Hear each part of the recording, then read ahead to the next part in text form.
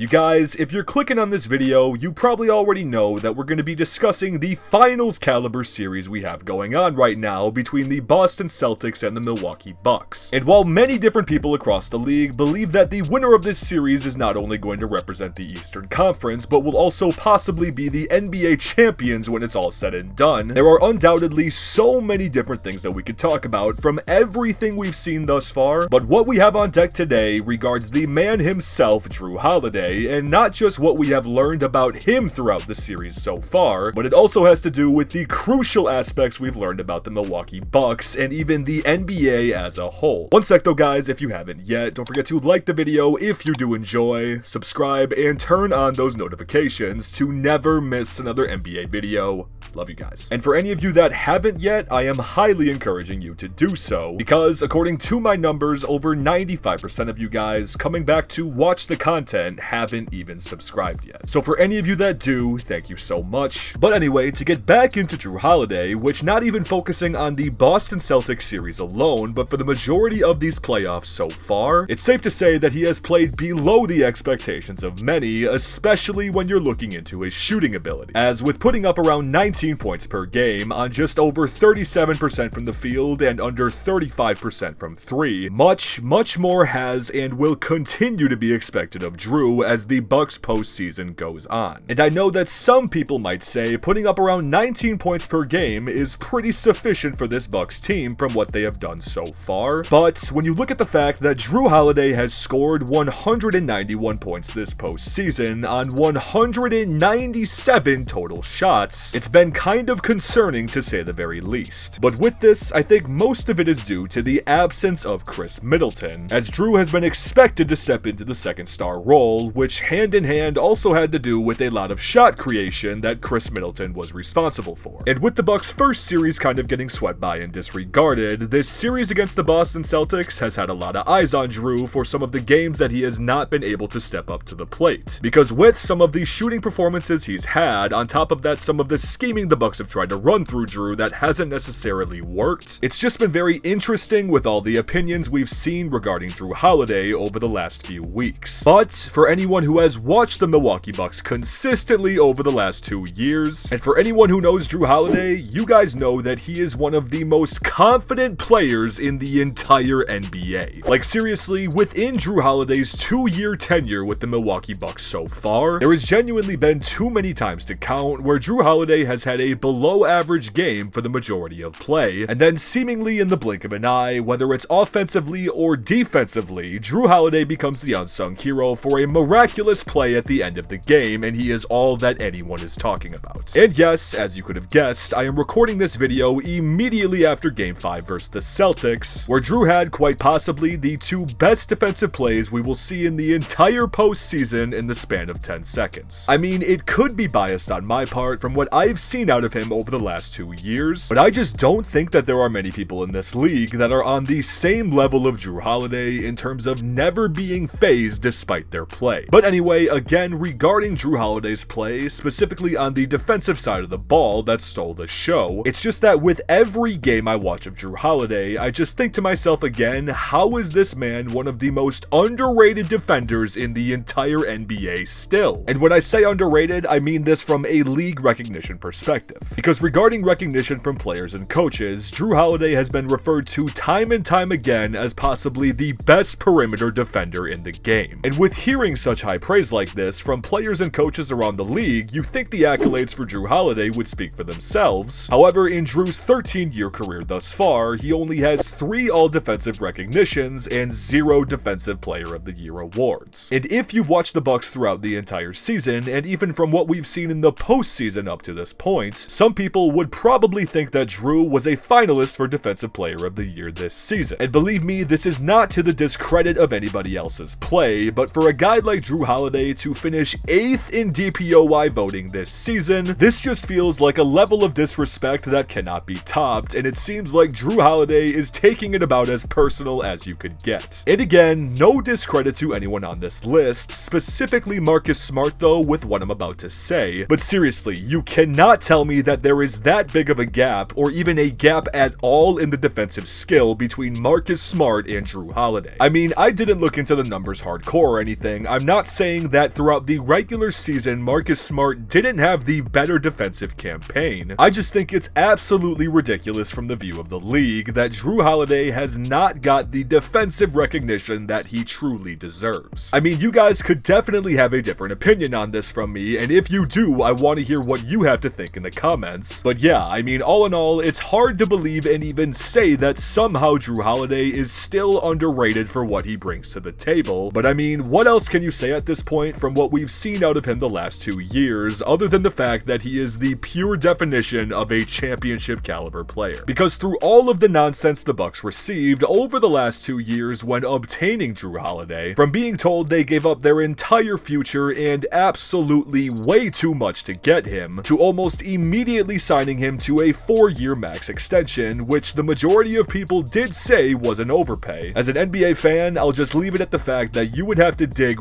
really deep to find a reason to hate this man. But regarding not just Jrue Holiday, but this entire Milwaukee Bucks team, from everything we've seen so far, it seems like they play their absolute best when adversity strikes them directly in the face. So with that, are the Milwaukee Bucks going to be able to pull off one of the most difficult tasks in basketball, which is, of course, the infamous repeat? That is something that time will only tell. But to keep it simple, if we continue to see what Jrue, Giannis, and eventually Khris do on the biggest stage, I don't see why not. But with this and what we've mentioned so far, I'm also really curious to hear what you guys have to think about Jrue Holiday as well. So please let me know in the comments, do you guys think that Jrue Holiday is the best perimeter and or backcourt defender in the NBA? And also, I'm curious if you guys think that Jrue Holiday is actually still underrated, as we mentioned previously. I do know that discussion of whether a player is underrated or overrated can sometimes get tricky, so I want to hear your thoughts. But also guys, again, if you haven't yet, don't forget to go down below and leave a like on the video if you did enjoy, and of course, subscribe while you're down there. I truly cannot say it enough, you guys. We are coming out with brand new NBA content every single week here on the channel, so just believe me when I say this, you do not want to miss out. But anyway, I also wanted to say thank you so much to each and every one of you for watching. I appreciate all of you more than anything. You all know this, and I will see you guys in the next video.